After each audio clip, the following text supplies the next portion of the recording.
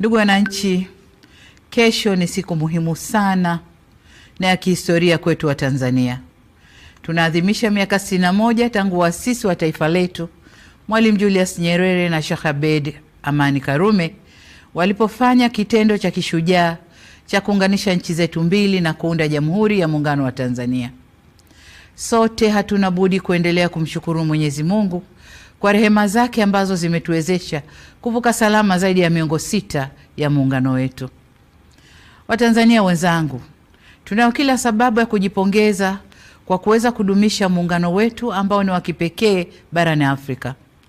Kama alivyowahi kusema baba wa taifa Mwalimu Julius Kambarage Nyerere, namnukuu, Tanzania ni lulu ya pekee kabisa katika historia ya Afrika huru, mwisho wa kunukuu. Heshima na hadhi hii ya kuwa na muungano thabiti, imara, usioyumba wala kutetereka